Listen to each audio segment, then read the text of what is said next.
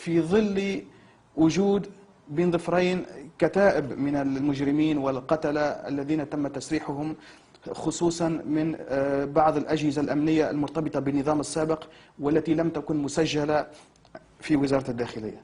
هذا الأمر الذي اعترف به عبد الله القلال في إحدى جلسات محاكمته في قضية بركة الساحل على ما أتذكر، عندما أقر بوجود جهازين أمنيين موازيين لا يخضعان لرقابته كوزير داخلية في ذلك الوقت، ويقول أفراد هذا الجهاز مش مسجلين عنه وما نعرفوش شكون هؤلاء الأفراد، وعددهم بالمئات.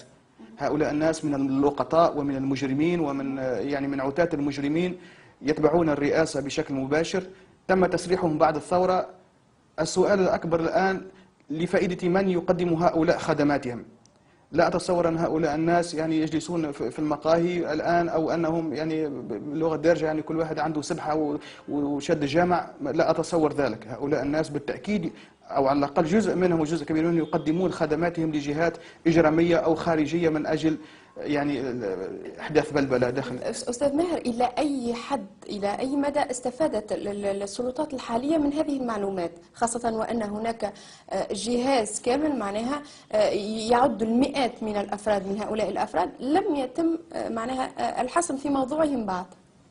مثل ما أشرنا سابقا أنه أولوية هذه الحكومة هي الاستقرار. هم يبحثون عن التوافق ويبحثون عن توفير شروط الشراكة والمرور، لكن هذه فرصة لهم باش يستمروا باش يزيدوا. بالضبط. يبدو أن حجم التحدي هو أكبر من الإمكانيات المتاحة لهذه الحكومة حجم الشرعية المتاحة لهذه الحكومة، حتى تقوم بملاحقة كل هؤلاء. لأنه من الوارد جدا أنه أثناء ملاحقتهم يقوموا بردود فعل هؤلاء الناس، ربما يدخلون البلاد وعندهم إمكانية أن يدخلوا البلاد في فوضى عارمة.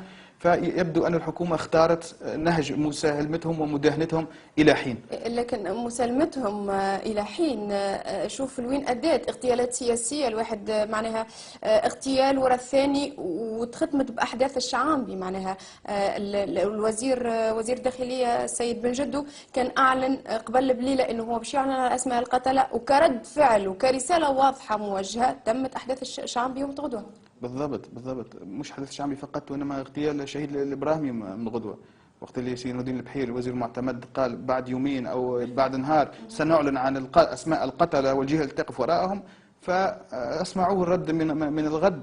ويبدو أن هؤلاء الناس بالتأكيد بإمكانيات أكبر من إمكانيات مجموعة عصابات ولا هذاك علاش قلنا إلى متى ستستمر سياسة التلطيف هذه؟ معناها أكثر من الرسائل الموجهة هذه، رسالة تلو الأخرى ما ثماش.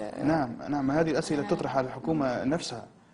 ونحن من موقعنا في المجتمع كمواطنين أو كنشطاء في المجتمع المدني أو كحرفيين، أتصور أنه دورنا يقتصر فقط على كشف وفضح هذه الجرائم إبداء الرأي والنصح للدولة إلى حين أنها تستفيق.